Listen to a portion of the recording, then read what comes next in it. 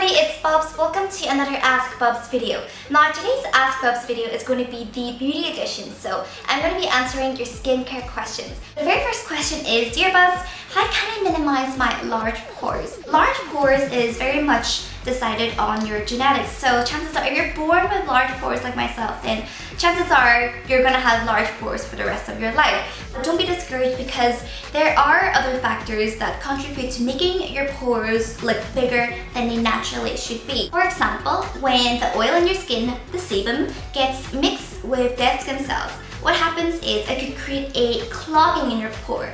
And when your pore is so clogged with all that gunk, it could actually stretch your pore. And this is a clean pore, okay? And when it's stretched with all that gunk, your pore ends up looking a lot bigger than it should be, and this is very, very common. So a very effective way to treat this problem is just to use a cleanser with a very small percentage of salicylic acid, and this will really help to clean out your pores. Now the salicylic acid is going to exfoliate the skin and unclog your pores. So do this every night and you will see results soon enough. So this would give longer term benefits. Sometimes people like to use a clay mask, and again it works like a magnet by drawing out the impurities, by dragging out the sluggish skin cells and the sebum. The next question is, how can you prevent oily skin? Now oily skin happens for a whole combination of factors. It could be genetics, it could be the climate, your stress leading to your hormones, your diet. Now I am someone with pretty oily skin, and it could be a pretty bummer because oily skin really is a main cause of acne. And just like acne, you can't cure acne, you can only control it. Make sure you cleanse your skin twice a day, maybe 3 times maximum, no more than that.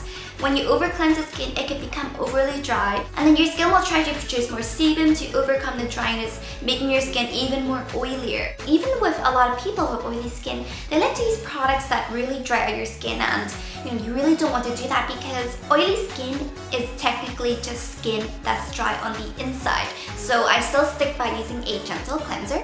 And even though people who don't moisturize because they think my skin is oily enough, I don't need to slap on even more moisture because it's going to make things worse. No, that is not the case. If anything, skipping moisturizer could be what's making your skin even worse. So instead of going for anything that's too rich or too creamy, go for something that's more lightweight, maybe a water-based moisturizer, even a gel formula. Moisturizer regulates your oil production so it doesn't overproduce. Your diet is very important as well. If you eat a lot of fatty foods or foods that's high in sugar, it makes your body pump out more androgens, and these androgens are usually what's responsible for your skin pumping out more sebum. How can I fade my acne scars? Now, in general, with most skin discolorations, they do fade over time. However, it's different for everybody because everybody's body is different. And with acne scars, the really first thing you should be addressing isn't necessarily the marks first. You should be addressing the bumps first, because there's no point trying to get rid of old acne scars if new acne scars is just gonna come right in. So you want to start by treating the acne first, using the right products, having a good diet, a good lifestyle, hygiene, all that stuff, and then you can think about treating the scars. Now for the scars, exfoliating the skin can actually break up scar tissue, so that could help. Another thing I find very, very helpful is just to cut down on your intake of salt or anything that's got too much sodium, MSG, or soy sauce, because they tend to darken the marks on your skin. And remember to drink loads of water to flush out the toxins. Of course, there are a lot of pretty effective home remedies for scars, and in my experience, I find apple cider vinegar pretty helpful, and using natural yogurt can really help to lighten the marks as well. However, if your scar is indented into the skin and it's relatively deep, then you might need to visit your dermatologist for advanced treatment. Benzoyl peroxide or salicylic acid, which is better for acne? You'll find benzoyl peroxide and salicylic acid in most acne products because they tend to be relatively cheap and they tend to give pretty effective results. Now everybody is different, so results are different for everyone. Some people have a better experience with benzoyl peroxide, some people have a better experience with salicylic acid. Now with benzoyl peroxide, how it really works is it kills the bacteria that causes acne. So it can be pretty harsh on the skin, pretty drying, therefore it could irritate the skin. Although the skin, tends to get immune to, a lot of products, it's especially easy to tolerate benzoyl peroxide. So you'll find that benzoyl peroxide could lose its effectiveness through time. Now, salicylic acid, on the other hand, is actually natural, and it works by cleaning out your pores, exfoliating the skin, so your skin regenerates itself faster. It's not as harsh as benzoyl peroxide. It's more gentle. It can still be dry nonetheless, but you know, it isn't as irritating as benzoyl peroxide. For me personally, I would say I would prefer salicylic acid because benzoyl peroxide is probably, you know, a bit too irritating for my skin, and you know, salicylic acid tends to work better for whiteheads, which is something that I have more problem of. Dear Bubz, you talk a lot about foods that are bad for the skin. Can you share some foods that are good for the skin? Okay, so beauty foods, foods that's good for the skin. Definitely tomatoes. When tomatoes are under the sun, instead of shriveling up, they actually thrive. And eating tomatoes is like the sunscreen that you can actually eat. So when you eat tomatoes, it actually helps your skin protect itself from sun damage, and it strengthens your body's immune system. So it protects you against premature wrinkles, it protects you from inflammation, and even lowers your chance of skin cancer as well. Fish, because your body needs its omega fatty acids. Now, omega fatty acids actually helps your body to strengthen its immune system. And when your body's immune system is strengthened, what happens is you're protecting your body from inflammation. Your skin will look glowier, your hair will be stronger and shinier, your nails will be stronger as well. Green tea and spearmint tea is great for acne because it helps to control your androgen levels. Plus, green tea is also packed full of antioxidants, which also helps your body fight against free radicals. Speaking of antioxidants, most berries are packed full of them, and I especially love to eat blueberries because it's just really good for your skin.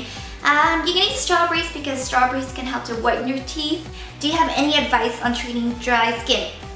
Now, if your skin is very dry, then you'll find that your skin would be extra sensitive, so you'll find that it gets irritated quite easily. I recommend you guys to avoid using products that's got fragrance in it because fragrance tends to irritate the skin. And with your skincare products, you want to make sure that this range is catered especially for people with either very dry or very sensitive skin. I recommend maybe something from Cetaphil or even from Physiogel. Avoid taking very hot showers or baths. Okay, so you don't want your water to be too hot, and even avoid taking baths or showers for too long because that could dry your skin. And after you're done showering or after you're done washing your face, make sure you apply your skincare routine right away because you don't want your skin to evaporate from its moisture, so that could really dry your skin. And it may even help to have a humidifier in your room because that helps to keep the atmosphere moist so your skin doesn't lose moisture. I find using natural yogurt really helps to balance out my skin's pH and really moisturize it. And I also used to use oatmeal to mix with a bit of water to clean my skin, and that really helped. Final question, Dear Bubz, is makeup bad for my skin? Now, everybody is different. Some people tolerate makeup very well, whereas for some people, they're a bit more sensitive and they can break it really easy and all that stuff. And some people may even argue that, you know, some foundations, a lot of them contain SPF these days, so technically it's protecting my skin from sun damage. That could be true too, but at the end of the day, even if it's oil-free makeup, whatever it is, at night time, you have to remove all of it. And there's a reason that you have to remove this makeup because makeup can clog your pores. And your skin is happiest when it's not covered or suffocated in makeup, even if it's a little makeup. Anybody can agree that their skin improves the most on days when they're wearing 0 or less makeup. I probably put on foundation once a week, once or twice max, and that's because I want my skin to breathe. I want it to be able to regenerate itself. But again, you know, obviously it's up to you guys. What's very important is two things: use the right products and you're hygienic. Okay, so use clean tools when you're applying your makeup, and make sure you clean your face thoroughly every night to make sure everything's off so your skin can breathe at nighttime. So those were your skincare related questions, and I hope you guys find the answers helpful. Now, because the next Ask Bubz video is going to be answering your makeup related questions, please feel free to ask your makeup related questions below, and again, I'll be picking out the most commonly asked questions and questions that are thumbed up the most. Thank you guys so much for watching. I hope you guys have a fabulous week. Mwah! Take care everyone. Bye!